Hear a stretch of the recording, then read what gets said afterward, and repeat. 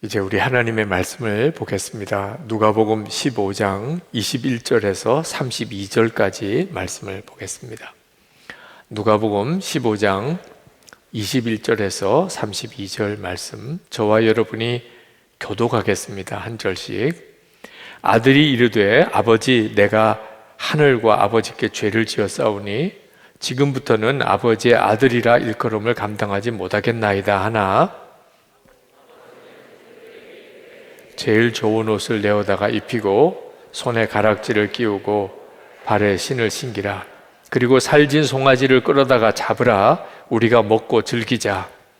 이 내 아들은 죽었다가 다시 살아났으며 내가 잃었다가 다시 얻었노라 하니 그들이 즐거워하더라. 맏아들은 밭에 있다가 돌아와 집에 가까이 왔을 때에 풍악과 춤추는 소리를 듣고 한 종을 불러 이 무슨 일인가 물은데 대답하되 당신의 동생이 돌아왔음에 당신의 아버지가 건강한 그를 다시 맞아들이게 됨으로 인하여 살진 송아지를 잡았나이다 하니 그가 노하여 들어가고자 하지 아니하거늘 아버지가 나와서 권한대 아버지께 대답하여 이르되 내가 여러 해 아버지를 섬겨 명을 어김이 없었거늘 내게는 염소 새끼라도 주어 나와 내 벗으로 즐기게 하신 일이 없더니 아버지의 살림을 장녀들과 함께 삼켜버린 이 아들이 돌아오매 이를 위하여 살진 송아지를 잡으셨나이다. 아버지가 이르되 예, 너는 항상 나와 함께 있으니 내 것이 다 내 것이로되 이 내 동생은 죽었다가 살아났으며 내가 잃었다가 얻었기로 우리가 즐거워하고 기뻐하는 것이 마땅하다 하니라. 아멘. 그 연세대 철학과 교수였던 김영석 교수님, 지금 102세가 되십니다. 그 교수님이 한번 어느 언론사와 인터뷰를 하는데 기자가 물은 질문이 행복이었어요. 100세를 넘게 살아보시니까 사람이 어떤 때 행복합니까? 그 김영석 교수님이 그 인터뷰에서 하신 말씀이 참 인상 깊었습니다. 자기가 한 100세를 살면서 수많은 사람들을 겪어보니까 도무지 행복할 수 없는 사람이 두 종류의 사람이 있더라는 거예요. 도무지 행복할 수 없는 사람. 첫 번째 사람은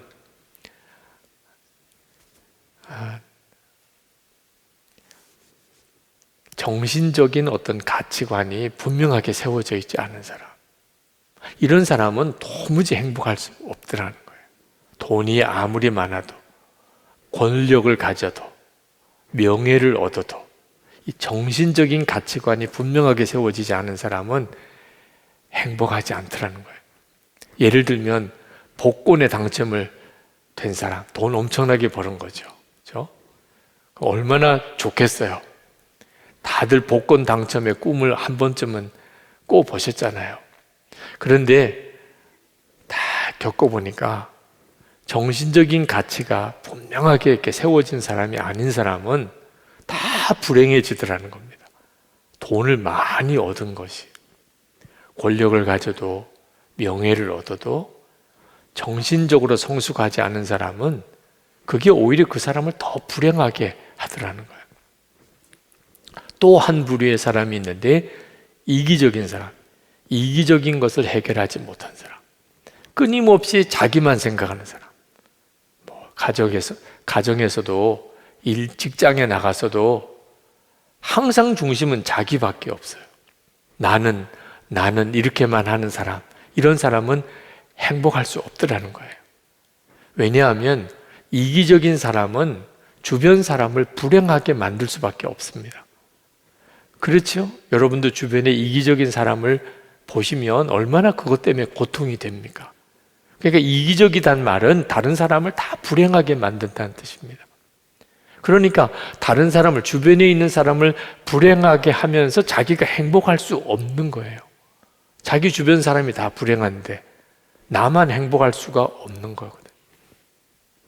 그 말씀을 쭉 하시는데 100세가 넘으신 분이 하시는 말씀이니까 모르던 이야기는 아닌데도 정말 마음에 이렇게 확 와닿더라고요. 여러분, 우리가 다른 사람을 행복하게 하는 일이 사실은 엄청 지혜로운 일입니다. 여러분이 평생 사는 동안 가정에서나 또는 교회에서나 직장에서나 아주 목표를 여러분 주변에 있는 사람을 행복하게 해주기 위해서 살면, 남편을 행복하게 어떻게 하면 행복하게 해줄 수 있을까? 아내를 어떻게 하면 행복하게 해줄 수 있을까? 부모님이나 자녀를 또는 여러분과 함께하는 교우들을 어떻게 하면 저 사람을 행복하게 해줄 수 있을까? 직장에서도 만나는 사람, 옆에 앉은 동료들, 여러분의 상관이든 여러분의 부하든 어떻게 하면 저 사람을 행복하게 할 수 있을까? 이런 생각만 골똘하게 하고 살면 결국은 여러분이 행복하게 살아요. 자, 사람에게도 이렇다면 하나님을 기쁘시게 하려고만 살면 어떤 결과가 올까요? 하루를 살아도 어떻게 하면 하나님을 기쁘시게 할까? 그러면 얼마나 기쁨이 넘치는 삶을 본인이 살겠느냐 말입니다. 세월을 이렇게 살아가다 보면 좋을 때도 있고 어려울 때도 있잖아요. 코로나19로 인해서 참 혼란스럽지만 사실 인생을 쭉 살다 보면 별의별 일들을 다 겪어요. 환경과 여건에 따라서 행복하기도 하고 그렇지 불행하기도 한 게 아닙니다. 행복과 불행은 환경과 여건에서 오는 거 아닙니다. 하나님을 기쁘시게 하는 삶을 어려울 때 더 살기 좋습니다. 하나님이 어떤 때 기뻐하실까요?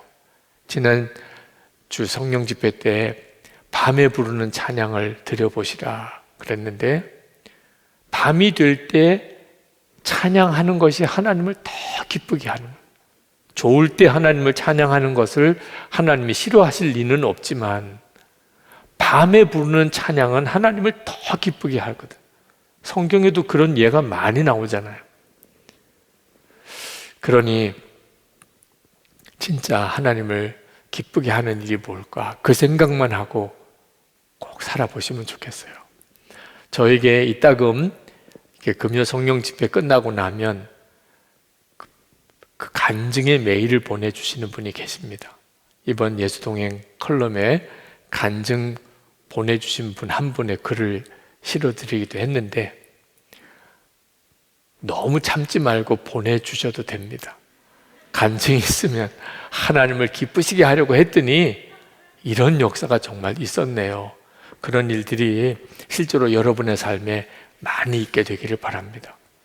오늘도 어떻게 하는 것이 하나님을 그렇게 기쁘게 할까? 하나님이 기뻐하시는 것이 성경에 나와 있더라고요. 막연하게 생각하실 필요가 없더라고요. 하나님이 기뻐하시는 일이 오늘 읽은 요 본문에 너무 잘 아는 내용이잖아요. 탕자가 돌아왔을 때 아버지가 기뻐해서 잔치를 베풀어 준 이야기. 그러니까 죄인이 회개하고 돌아오는 일을 하나님이 너무너무 기뻐하시는 거예요. 사실 아버지가 죽을 때도 안 됐는데 유산부터 달라고 한 아들, 정말 망난이죠. 근데 한번 마음이 이렇게 확 삐뚤어지면 나갈 방법이 없어요. 아버지가 택할 길은 둘밖에 없어요. 하나는 몽둥이를 쳐서 내쫓는, 너 같은 아들은 아들도 아니다 하고 몽둥이질을 해서 내쫓는. 그렇다고 해서 누가 잘못했다고 하겠어요? 아들이 아들다워야 아들이지, 그죠?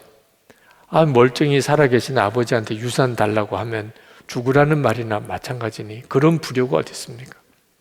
그러나 또 한 길이 있는데, 이 아들이 지금은 정신 못 차리고 진짜 망나니 중에 망나니지만 회개하고 돌아올 때가 있지 않겠나?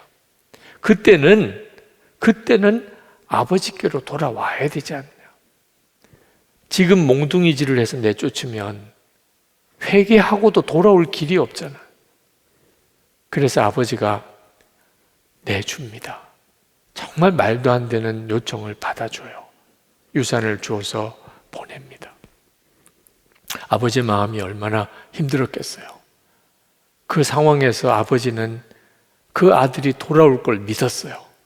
그러니까 돌아올 때 마음이 움직일 때 올 수 있는 문을 열어놓은 거예요. 그 아들은 신이 나서 아버지를 떠나 멀리 가서 살았는데 정말 돈 다 탕진해 버렸습니다. 창기와 그리고 그 허랑방탕한 삶에 돈 다 없어졌어요. 그런데 그 지방에 흉년이 들었습니다. 먹고 살 길이 없어요. 돼지 치는 일을 했는데 유대인들은 돼지 치는 일은 안 합니다. 그런데도 그 일을 할 수밖에 없었던 것은 돼지 먹는 먹이로라도 배를 채워야 하니까. 근데 그것도 못 먹게 되는 거예요. 그때 그 탕자가 아버지 생각을 합니다. 그걸 원하셨던 거예요, 아버지가. 우리 아버지 집에는 종들도 풍족하게 먹는데 내가 돌아가서 다시 아들이라고 말할 자신은 없고 그저 종의 하나로 받아주기만 하면 굶어 죽지는 않지 않겠냐. 돌아가자. 그러고는 아버지 집으로 돌아오는 거예요. 아버지가 매를 때려서 안 쫓아냈기 때문에 정신 차리고 나니까 죽을 때가 되니까 아버지께는 돌아올 마음이 있어서 돌아온 거예요. 그때 그 탕자가 돌아오는 것을 아버지가 늘 오늘 올까 내일 올까 그렇게 지켜보고 있었기 때문에 정말 꼴이 말이 아닌 아들이지만 금방 알아보았어요. 멀리서도 달려가서 그 아들을 끌어안았습니다. 그 아들이 아버지, 저는 아버지라고 칭할 수도 없습니다. 아들이라고 제가 대접받을 자격도 없습니다. 그래서 종의 하나로 받아주세요. 뭐라고 지금 말을 하는데 아버지는 하나도 안 들려. 그 아들이 무슨 말 하는지 하나도 안 들려. 그리고는 종들을 불러다가 씻겨라, 가락지 끼우라, 새 옷 입혀주라, 잔치를 벌리라, 송아지를 잡으라 뭐 난리도 아니었어요. 얼마나 기뻤으면. 그게 이게 돌아온 탕자 이야기입니다. 이건 정말 이해가 안 되는 이야기예요. 왜? 큰아들이, 그 형인 큰아들이 이해가 안 되는 거예요. 이건 잘못한 거예요, 아버지. 아버지 이렇게 하시면 안 돼요. 진짜 안 되는 일을 하신 거예요. 정말 이해할 수 없는 이 아버지의 사랑 이야기가 여기 나오는데 이게 복음이거든요. 이 이야기가 우리 모두가 다 예수님 때문에 구원받은 복음의 이야기예요. 하나님이 죄인을 사랑하신다는 거예요. 하나님은 거룩하신 하나님이에요. 죄인은 하나님의 거룩하신 성품의 원수가 된 자예요. 그런데 하나님이 죄인을 사랑하면 어떻게 해요? 하나님 스스로가 자기 모순에 빠지는 거죠. 이거 정말 이해할 수 없는 일을 하나님이 하시네요. 왜 그렇죠? 아들이기 때문에, 자녀이기 때문에 그런 거예요. 그러니까 이 이해할 수 없는 일이 벌어지는 겁니다. 이사야 62장 4절 세번역 성경으로 제가 읽어드리겠습니다. 다시는 어느 누구도 너를 두고 버림받은 자라 하지 않을 것이며 다시는 너의 땅을 일컬어 버림받은 아내라고 하지 않을 것이다. 오직 너를 하나님께서 좋아하시는 여인 헵시바라고, 개역 성경에는 원어로 그렇게 헵시바라고 되어 있죠. 그 의미가 하나님께서 좋아하시는 여인이란 뜻입니다. 라고 부르고 내 땅을 결혼한 여인 뷸라라고 부를 것이니 이는 주님께서 너를 좋아하시며 내 땅을 아내로 맞아주시는 신랑과 같이 되실 것이기 때문이다. 하나님께서 죄를 지은 이스라엘 백성을 계속 사랑하셨어요. 그리고 반드시 그를 하나님께서 좋아하는 여인, 하나님과 결혼한 여인이라고 그렇게 불러줄 것이라고 그렇게 약속을 하셨어요. 이게 성경이 일관되게 가지고 있는 중요한 메시지예요. 하나님이 이렇게 하시는 이유는 하나님이 우리의 아버지시기 때문입니다. 존 파이퍼 목사님이 친구 목사가 고난주간에 그 교도소에 있는 죄수들에게 가서 수용자들에게 그 고난주간 예배를 드린 이야기를 하시더라고요. 그 목사님이 그 교도소에 수감되어 있는 수감자들에게 그렇게 질문을 했습니다. 예수님을 십자가에 못 박아 죽인 사람이 누굴까요? 그랬더니 어떤 사람이 로마 병정이요, 빌라도요, 유대인이요, 뭐 별의별 이야기를 다 했습니다. 근데 그 목사님이 아니라고 그랬어요. 그러니까 그러면 누구냐고, 그 교도소에 수감되어 있는 그 죄수들이 누구냐고 물었습니다. 그때 그 목사님이 대답하기를 하나님 아버지이십니다. 그 교도소에 수감된 분들이 다 충격을 받았어요. 예수님을 십자가에 못 박아 죽인 분이 하나님 아버지시다. 여러분들도 잘 쉽게 받아들이기 쉽지 않으실 말씀이에요. 그러나 성경은 분명히 그렇게 말씀하고 있어요. 사도행전 2장 23절에 그가 하나님께서 정하신 뜻과 미리 아신 대로 내준 바 되었거늘, 하나님께서 정하신 뜻과 미리 아신 대로 십자가에 당신의 아들을 내주셨다는 거예요. 하나님이 내어주신 거예요, 십자가. 이사야 53장 6절에 보면 우리는 다 양 같아서 그릇 행하여 각기 제 길로 갔거늘 여호와께서는 우리 모두의 죄악을 그에게 담당시키셨도다. 누가 그러셨다고요? 여호와께서는 우리의 죄를 그에게 담당시키셨다. 그러니까 예수님을 십자가에 못 박아 죽인 분이 누구라고 성경은 이야기하고 있냐면 하나님 아버지라는 거예요. 이건 정말 말이 안 되는 이야기죠. 그러니 이 십자가의 복음은 사실 누구나 다 이해하고 받아들이기는 어려운 거예요. 성령께서 믿어지게 하지 않으면 아무리 십자가의 복음을 들어도 믿어지고 받아들여지지가 않아요. 하나님이 그 정도로 우리가 죄인일 때 우리를 사랑하셨어요. 이건 꼭 한 경우만 그런 일이 가능합니다. 우리가 하나님의 자녀인 경우. 그러니 사실은 엄청난 복음인 거예요. 우리가 아무리 죄를 지어도, 우리가 아무리 더러워져도, 우리가 아무리 잘못해도 하나님은 우리를 사랑하세요. 이것이 복음입니다. 그러면 사람이 더 죄를 지을 가능성도 있잖아요. 그 정도로 위험한 거예요. 복음은 그 정도로 위험한 겁니다. 잘못 받아들이면 더 죄를 지어도 되겠네? 이렇게 생각할 수 있을 정도로. 그러나 성경은 분명하게 이야기해요. 모든 사람, 어떤 죄인이라도 하나님이 그를 사랑하세요. 어느 정도로? 당신의 독생자 예수 그리스도를 대신 죽게 내어줄 정도로 사랑하세요. 그런데 또 하나 꼭 기억해야 될 것은 이것이 우리의 사명이기도 하다는 거예요. 어떤 사명이죠? 그런 죄인을 하나님께로 돌아오게 하는 사명이기도 하는 거예요. 하나님이 모든 죄인을 다 사랑하시지만 하나님이 사랑하시기 때문에 그가 구원받는 것은 아니에요.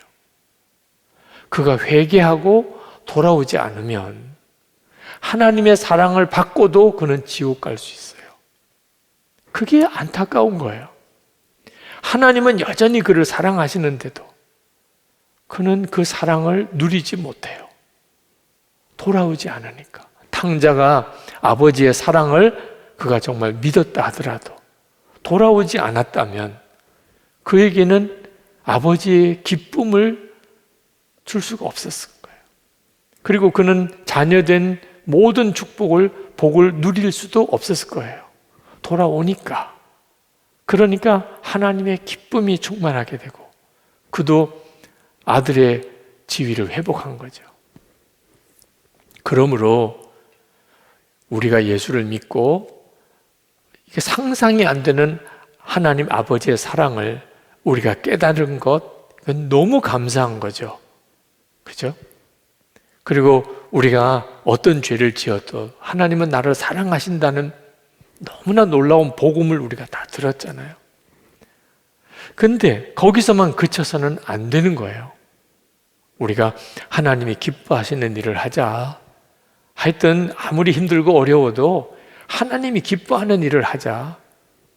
그러면 성경을 보니까 하나님이 기뻐하는 일이 여전히 하나님의 사랑을 알지 못하는 죄인들을 하나님께로 돌아오게 하는 일을 하나님이 기뻐하시는 거예요. 그러니까 전도를 때를 얻든지 못 얻든지 하라는 거예요. 디모데후서 4장 2절에 너는 말씀을 전파하라. 때를 얻든지 못 얻든지 항상 힘쓰라. 여러분이 하나님이 기뻐하시는 일을 정말 하고 살기를 원하십니까? 정말 하나님이 무엇을 기뻐하실지 알면 그대로 행하시겠습니까? 그러면 여러분 주변에 하나님이 그를 사랑하는 줄을 여전히 깨닫지 못하고 있는 사람, 하나님이 당신을 사랑하십니다. 하나님께로 돌아오세요. 라고 전해주어야 하는 거예요. 가족 중에도 있고 친척 중에도 있고 직장 동료 중에도 있습니다. 이웃 사람일 수도 있어요. 그런 사람이 있는데도 무심히 지나치지 않아야 한다는 겁니다.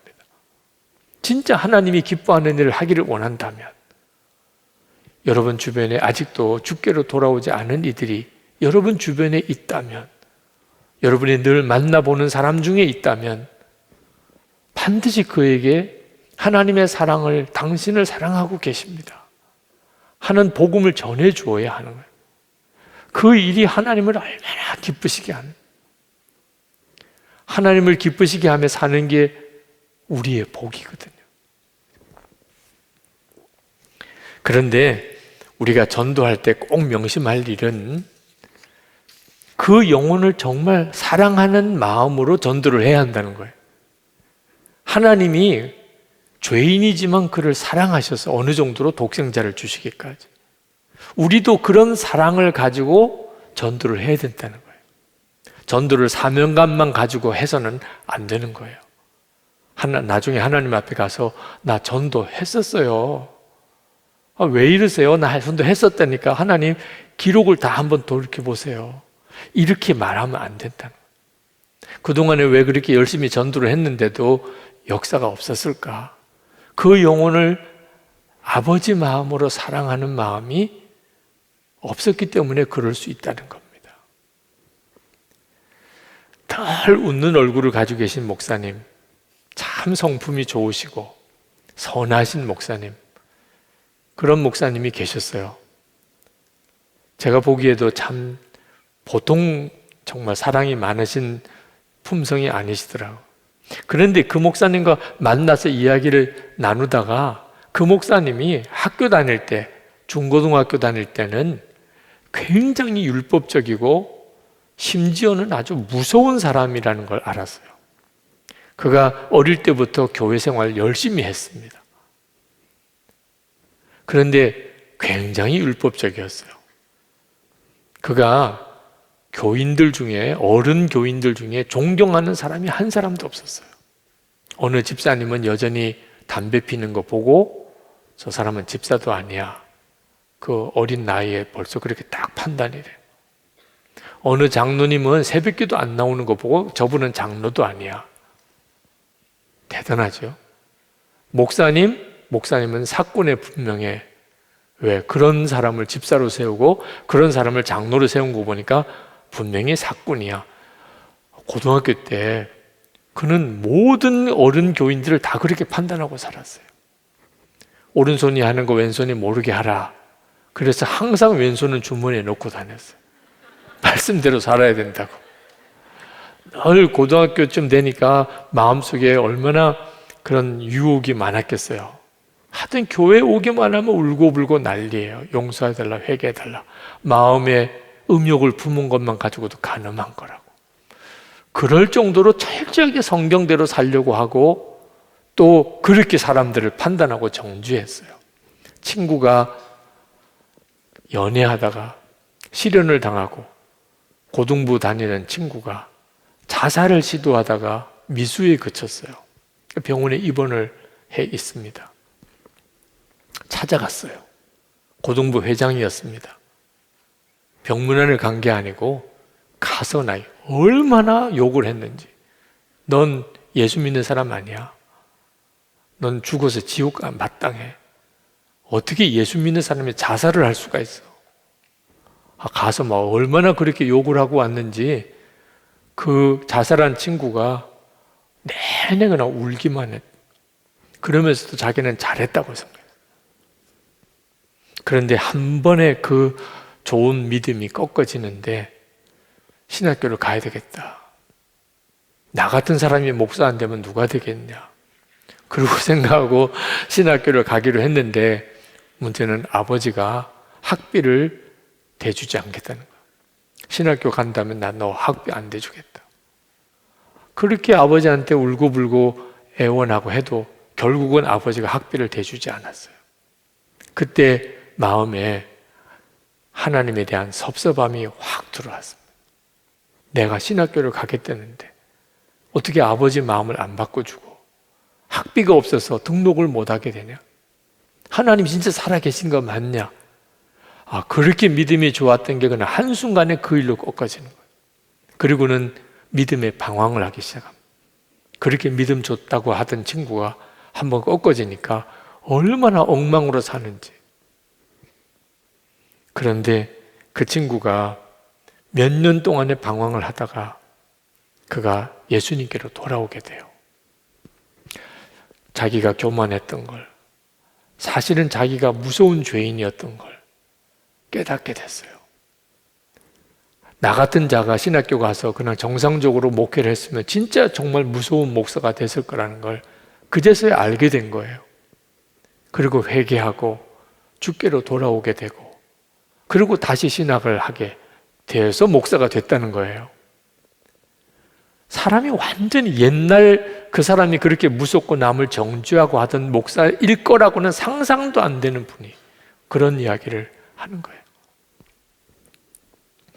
교회 다니고 예수를 믿는 분들 중에도 아직까지도 그 마음의 중심에 자기가 얼마나 죄인이었고 그럼에도 불구하고 하나님이 자기를 어떻게 사랑하셨는지에 대해서 정확히 모르는 분들이 있으세요.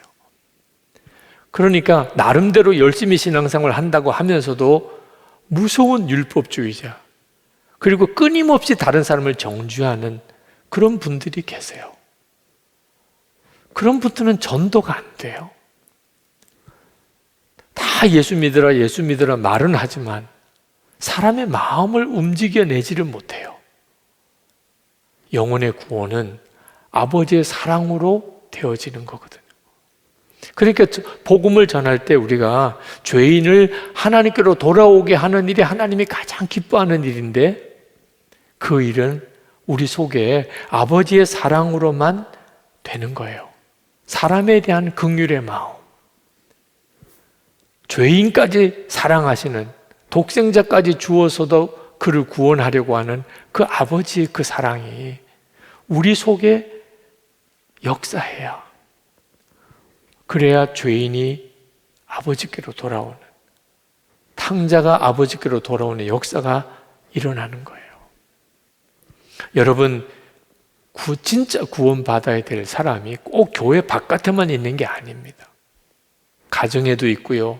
교회 나오는 우리 가족 중에도, 교인들 중에도 여전히 구원받아야 될 이들이 있어요. 교회 안에도 있다고요. 빌그리암 목사님이 한 번은 집회를 갔는데 교인들이 목사님에게 공개적인 질문을 했어요. 우리 교인 중에 술을 끊지 못하는 사람이 있다. 이 사람을 교인이라고 해야 되냐? 아주 출교를 시켜야 되냐? 이 문제 때문에 질문을 해오는 거예요. 목사님 어떻게 해야 됩니까? 근데 이미 본인들이 다 판단하고 정죄하고 있는 상태예요. 그런 사람은 교인 아니지요. 이렇게. 그래서 빌리그레암 목사님이 대답을 어떻게 했냐면, 분명히 성경에 술 취하지 말라 했으니 술 취한 사람, 술 끊지 못하는 사람 징계해야 됩니다. 그러니까 교인들이 뭐 다 얼마나 얼굴이 환해지는지. 그렇지요. 그러나 또 성경에 말씀하기를 용서하고 사랑하라 했는데 사랑하지 않은 사람도 징계해야 됩니다. 그래서 다 고개가 술 취한 사람도 징계해야 되고, 그 사람 징계해야 된다고 하는 사람도 그 사람도 징계해야 된다. 그래서 그 교회 문제가 해결됐다, 그런 일화가 있습니다. 우리가 그렇게 복음을 전하기를 갈망한다면 아버지 마음을 가지고 있는 성도들이 모인 교회가 돼야 돼요. 예수 믿으셔야 됩니다. 하나님 당신 사랑하십니다. 아, 그런가요? 그리고 교회를 왔는데, 교회 왔더니 다 서로 정죄하고 판단하고 시기하고 질투하고 그런 교인들만 있다면 그는 금방 교회를 떠나게 되죠.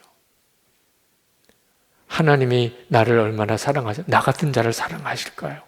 사랑하십니다. 독생자를 주시기까지 사랑하십니다. 정말인가요? 그래서 정말 그 하나님의 사랑이 너무 마음에 사모해서 교회에 왔더니, 아, 세상에 이런 곳이 있었나? 바깥에서 교인들을 볼 때는 잘 몰랐는데 교회에 와서 보니까 정말 여기는 죄인을 사랑하는 그런 곳이구나. 죄인도 사랑을 받는 곳이구나. 그래야 이게 전도가 되는 거라는 거예요. 한국에 지금 교회 안 다니는 수많은 사람들이, 교회를 다녀본 사람들이 꽤 많습니다. 교회를 왜 왔다가 떠났을까요? 그게 우리들의 과제인 거예요. 죄인이 아버지께로 돌아오게 되려면 우리에게 죄인을 사랑하는 아버지의 마음이 우리에게 있어야 하는 거예요.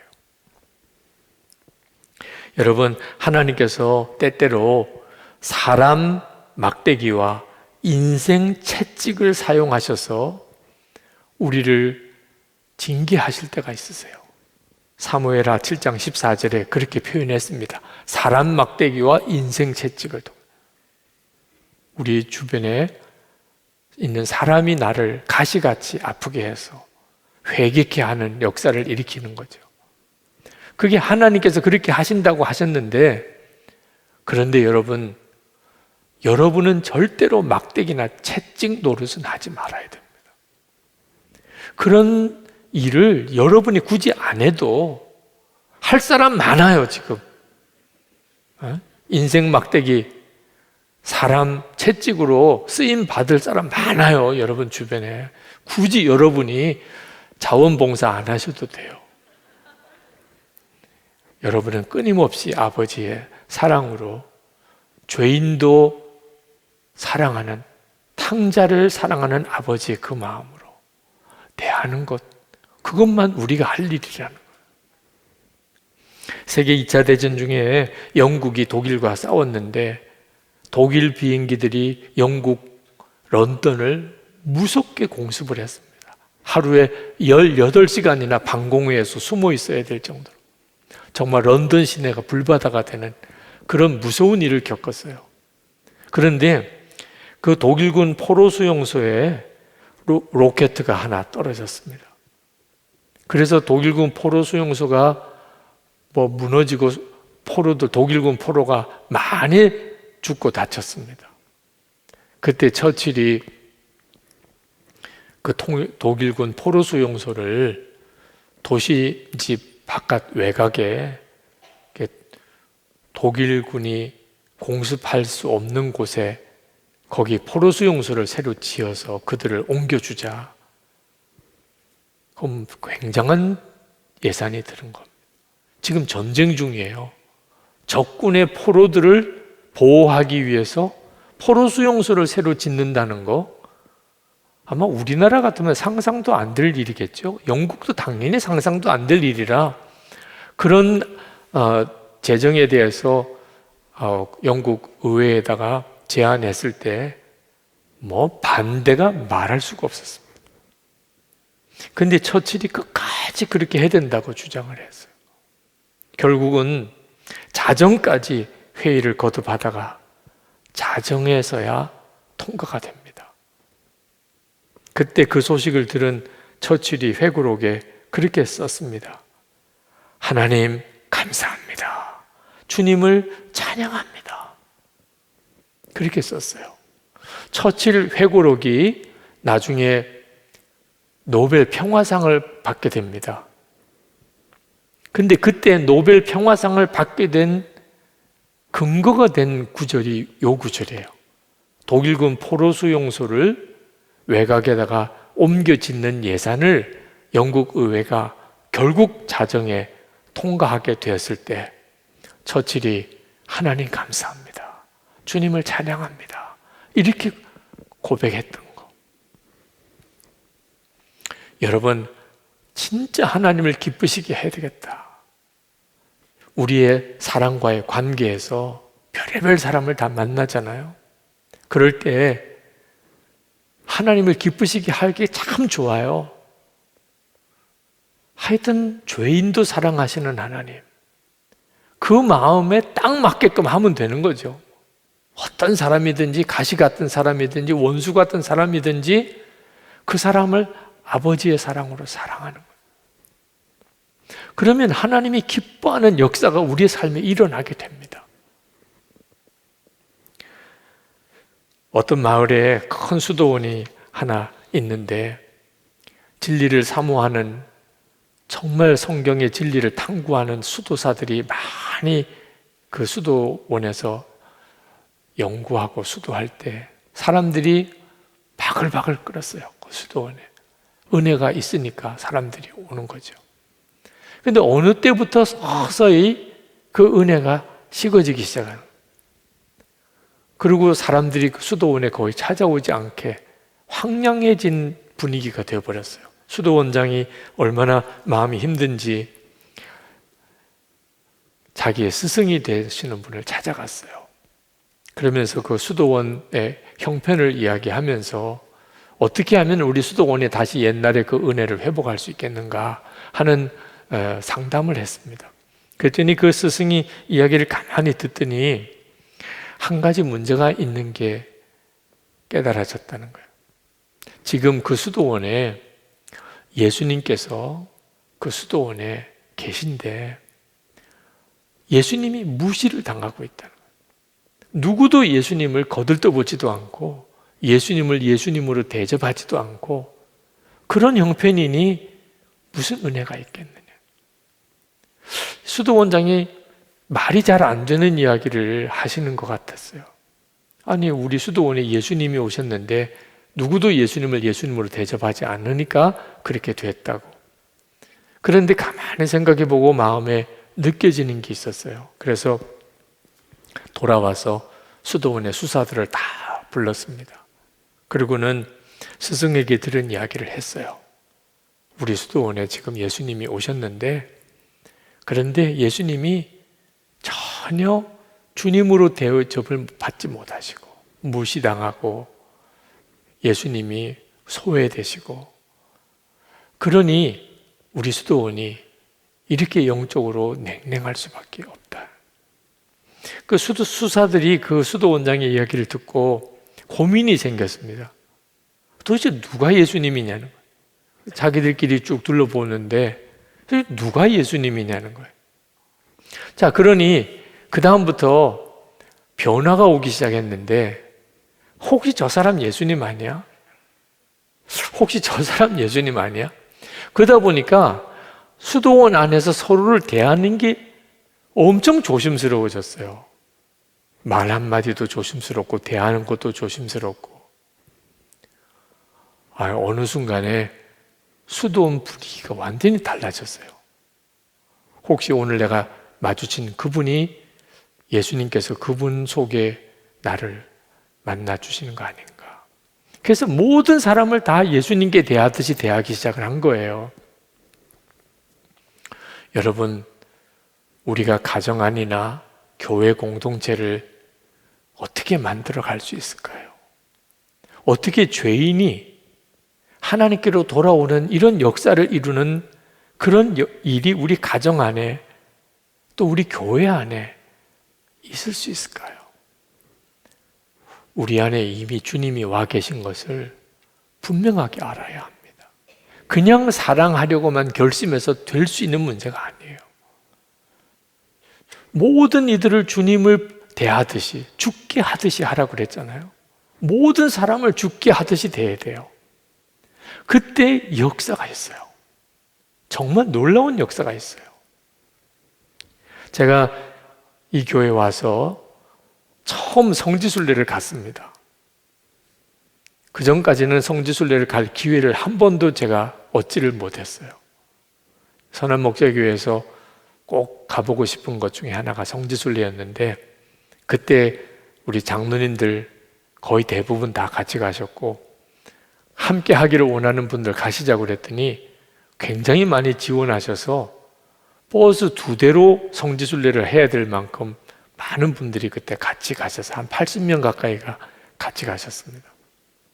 근데 굉장한 은혜가 있었어요. 그때 우리 교회가 참 좋은 교회다, 그런 제 마음에 확신이 생겼어요. 예배당이 뭐 좋아서가 아니고 사람이 좋은 거거든요. 그때 제 마음속에 은혜가 되었던 아주 중요한 에피소드가 있어서요. 우리가 쭉 요르단을 순례를 하고, 그 요르단이 이스라엘 백성이 광야길을 쭉 걸어온 그 길입니다. 이집트에서 시내산에 올랐다가 요르단길을 쭉 따라서 이제 느보산까지 오면 요단강 건너서 이스라엘로 들어가는 거예요. 그런데 이제 느보산에 가서 느보산에 모세가 마지막 죽은 그곳에 보고 요단강 건너서 이제 이스라엘로 들어가게 될 그때 여리고성으로 들어가는데, 호텔에서 출발을 했어요. 버스 2대가. 근데 버스 한 대에 탔던 집사님 한 분이 짐을 호텔 로비에다가 두고 씻지를 못한 거예요. 당신은 당연히 일행이 다 챙겨줄 거라고 생각을 했는데, 일행은 다 자기 짐만 이렇게 챙기느라고 그 집사님의 짐이 로비에 있는 것을 누구도 몰랐어요. 근데 한참 버스가 떠나서 이제 느보산을 향해서 가고 있는데, 그 집사님이 자기 짐이 버스에 실리지 않았다는 것을 알게 됐습니다. 난감한 사정이 생겼어요. 출발할 때 알았으면 금방 챙겨오면 되는데 이미 상당히 온 길이라 다시 호텔로 돌아가서 짐을 챙겨오면 느보산을 못 봐요.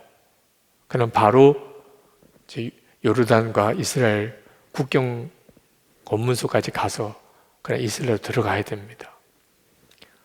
그 일행들이, 버스 안에 탄 일행들이 느보산 가고 싶겠어요? 안 봐도 되겠어요? 여러분 같으면 어떻게 하시겠어요? 그 집사님만 내리고 택시 타고 호텔로 가서 짐을 찾아서 그냥 느보산 포기하고 오게 하냐? 아니면 전체가 다 다시 돌아가서 다 느보산은 올라가지 않고 그냥 그 집사님 짐 챙겨서 돌아와야 되냐? 그때 그 버스에 탔던 장로님께서 우리가 다 한 몸인데 어떻게 그 집사님만 내려서 호텔로 가서 짐을 찾아오라고 하겠냐? 우리 다 갑시다. 다시 다 돌아가서 짐 챙겨서 혹시 우리가 느보산을 보지 못해도 우리가 다 하나 아닙니까? 그런 말씀에 거기 탔던 분들이 다 아멘. 이건 정말 거의 기적 같은 일이죠. 그 중에 누구 한 분이라도 나 느보산 봐야 돼요 이렇게 나오면 그건 수습이 안 되는 문제거든요. 사실 다 보고 싶었겠지만 그 집사님이 그냥 쩔쩔 매는 거예요. 안절부절을 못하는 거예요. 너무 미안하기도 하고 또 속상하기도 하고. 우리 괜찮아요. 우리 다 같이 돌아갔다 봅시다. 그래서 그냥 다시 버스를 돌려서 호텔로 가서 짐을 챙겨서 왔다는 거예요. 근데 참 감사하게도 느보산 문 닫기 직전에 들어왔어요. 그래서 그냥 버스에서 내려서 느보산 그리고 다시 차 타고 내려왔지만 하여튼 보기는 봤어요. 마지막 순간에 참 너무 감사하죠. 하나님께서 착하게 생각하셔서 잠깐 느보산은 보게 하셨던 것 같아요. 그때 제 마음속에 그러면 목회해 볼 만하다. 이렇게까지 할 수 있다면 그러면 우리 교회는 하나님이 역사하실 만하다. 그 어려움을 당한 사람, 또 참 민망한 사람, 난감한 사람, 그 사람을 다 아무렇지도 않게 품어주는 거, 이거 그냥 쉬운 일은 아니거든요. 또 한 팀 버스에도 참 감사했어요. 저는 그 두 버스에 번갈아 왔다 갔다 했는데, 보통은 이렇게 관광을 가면, 성지순례를 가면 맨 앞자리에 앉아야 볼 게 많거든요. 뒷자리에 앉으면 껌 씹는 애들이나 뒷자리에 가잖아요. 수학여행을 가도, 그죠? 수학여행은 아무 상관없고 그냥 놀기 좋아하는 애들이 주로 뒷자리에 가니까 사실 버스 뒷자리에 앉으면 뭘 제대로 가는 동안에 볼 것도 제대로 못 보죠. 그러면 누구나 다 이제 버스 내렸다가 탈 때 앞자리부터 앉게 되잖아요. 근데 참 놀랍죠. 먼저 타는 사람이 제일 뒷자리에 가서 앉는 거예요. 그러니까 맨 늦게 타는 사람이 사실 좀 밉상이지요. 어느 여행 가든지 가면 시간 맞춰서 안 나오고, 그죠? 딴짓 하다가 늦게 오고 이런 사람이. 근데 그런 사람이 맨 앞에 앉으시는 거예요. 전 정말 놀랐어요. 이게 가능한가? 여러분, 약한 사람, 잘못하는 사람, 허물이 있는 사람을 어떻게 대하느냐는 게 우리의 영적인 상태예요. 그게 그대로 주님의 마음인가요? 여러분, 이 일이 하나님을 너무 기쁘시게 하는 거예요. 죄인을 향한 아버지의 마음을 그대로 전해주는 사람. 이 사람이 하나님을 너무너무 기쁘시게 한다니까. 마가복음 10장 45절에 인자가 온 것은 섬김을 받으려 함이 아니라 도리어 섬기려 하고 자기 목숨을 많은 사람의 대속물로 주려 함이라. 이게 우리 안에 계신 예수님의 마음이에요. 그러니까 우리가 다른 사람을 대할 때 그대로 드러나게 되는 거예요. 죄인을 볼 때, 잘못하는 사람을 볼 때, 여러분, 그때가 주님의 마음을 품어야 되는 것이고, 그게 사실은 전도하는 마음이에요.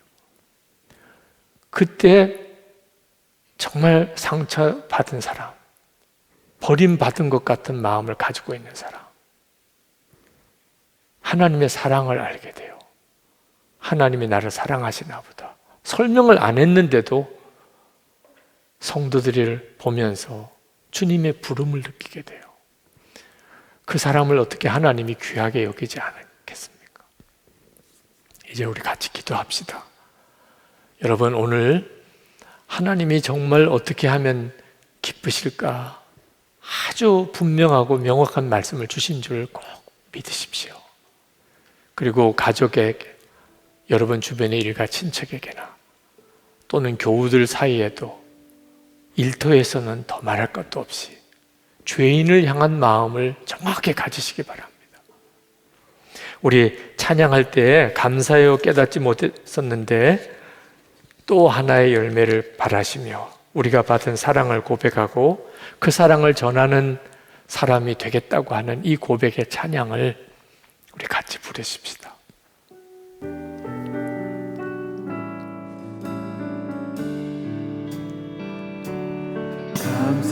감사해요 깨닫지 못했었는데 내가 얼마나 소중한 존재라는 것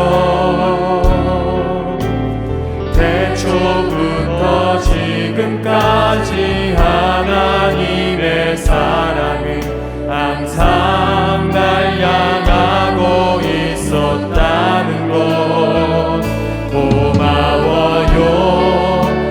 사랑을 가르쳐준 당신께 주께서 허락하신 당신께 그리스도의 사랑으로 더욱 섬기며 이제 나도 세상에 전하리라. 당신은 사랑받기 위해 그리고 그 사랑 전하기 위해 주께서 택하시고 이 땅에 심으셨네. 또 하나의 열매를 바라시며 당신은 사랑받기 위해 사랑받기 위해 그리고 그 사랑 전하기 위해 주께서 택하시고 이 땅에 심으셨네. 또 하나의 열매를 바라시며. 우리 기도합시다. 하나님, 제가 가정에서 또 교회에서 또 학교나 직장에서 하나님의 사랑을, 그 사랑의 복음을 전해 주어야 할 그 사람, 도대체 누구에게 그렇게 전해 주어야 될지를 깨닫게 해 주옵소서. 누가 그 사람입니까? 가족에게 또는 친척에게 또는 학교나 직장에서 그를 향한 하나님의 사랑을 전해줘야 될 자, 주님 그 자를 깨닫게 해주소서. 분명하게 알게 하소서. 기도하겠습니다. 은혜와 사랑이 충만하신 하나님, 놀라웠고도 하나님 크신 하나님의 도와주시고 하나님의 역사하신 그 충만하신 은혜를 주님 살아게 해주소서. 하나님의 놀라우신 은혜와 사랑 보게 하소서. 하나님을 얼마나 사랑하시는지 오직 그것만을 전하게 되기를 원합니다. 하나님이 얼마나 기뻐하시는지 하나님 축하는 자 되기를 원합니다. 아버지 하나님 알게 하소서. 하나님 주님이 기뻐하시는 주님이 영광 받으시는 삶 하나님 하게 하소서. 그들과 은혜가 놀라우게 증거되게 하여 주소서. 크신 하나님의 은혜를, 하나님 크신 하나님의 역사를 하나님 앞으로 전하게 해주소서.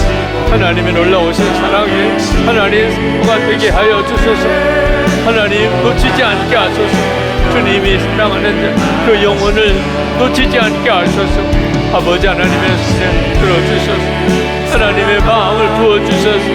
하나님 오늘도 하나님 외면하지 않고 부인하지 않고 주님의 하나님 기뻐하시는 자, 주님이 맡겨주신 영혼들 하나님 붙들게 하여 주시기를 원합니다. 아버지 우신 은혜로 더욱 같이 해주소서.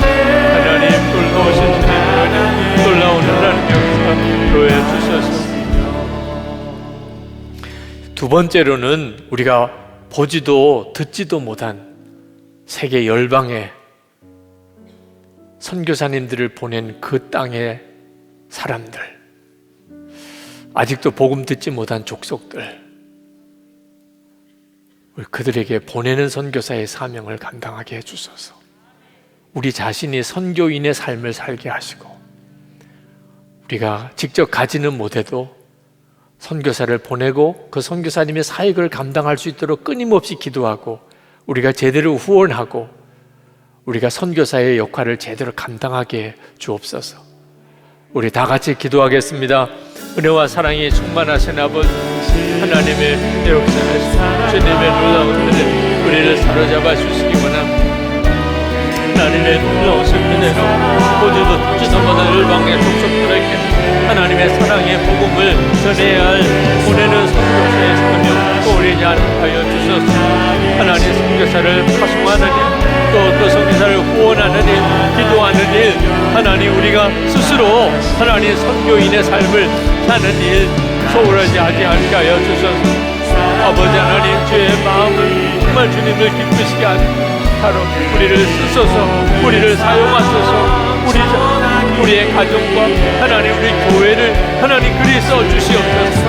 아버지, 주의 마음을 우리 가운데 부으시고 하나님, 주의 기쁨을 우리가 보게 하여 주시고 하나님, 우리가 주의 기쁨의 형제가 되게 하여 주소서.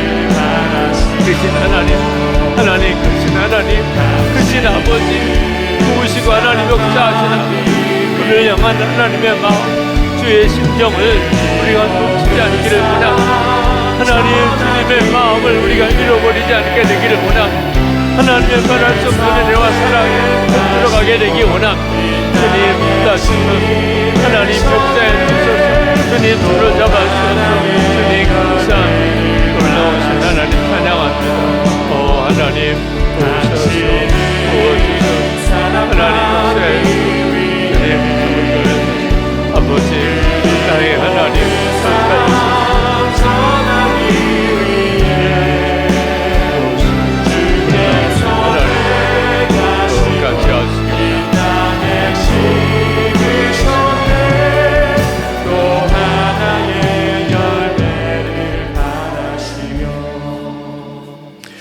이제 마지막으로 우리 하나님께 기도할 것은, 하나님, 우리가 죄인을 볼 때 그도 하나님의 자녀다, 하나님이 그를 독생자를 주시기까지 사랑하신 사람이다, 우리가 그 주님의 마음을 품게 하소서. 우리가 어떤 사람을 보든지 정죄하는 마음으로 보지 않게 하시고 그를 향한 하나님의 아버지의 사랑으로 그를 보고 대하게 하여 주옵소서. 우리에게 주의 마음이 부어지기를 원합니다. 우리 주여 3번 부르짖고 기도합시다. 주여, 주여, 주여. 할렐루야. 놀라운 하나님, 크신 하나님, 하나님의 역사하심 우리 가운데 하나님 일어나게 하소서. 주를 향한 하나님의 마음, 아버지, 주를 향한 아버지 하나님의 사랑, 우리를 자녀로 보신 하나님의 그 사랑, 하나님, 우리가 만나는 모든 사람에게도 하나님 그 마음으로 보게 하소서. 하나님, 그 사랑의 문을 우리 가운데 열어주소서. 진정으로 우리 가운데 은혜의 문이 혼자 열리게 하소서. 하나님, 사람을 향한 하나님 은혜의 문이 열리게 하소서. 이 일이 닫혀있는 이들을 주님의 손으로 만져주시고 그 마음의 심정에 주의 성령으로 역사하시고 하나님의 놀라운 은혜로 하나님 하나님의 놀라운 능력으로 온전히 사로잡아주시고 하나님의 기쁨으로 세워서 주님의 은혜로 채워주시고 역사해주시고 나의 주, 나의 하나님, 그리고 내가 충만하신 하나님, 채우시고 역사하신 하나님, 도우시기를 원합니다. 하나님, 사로잡아주시기를 원합니다. 하나님의 은혜로 또 역사해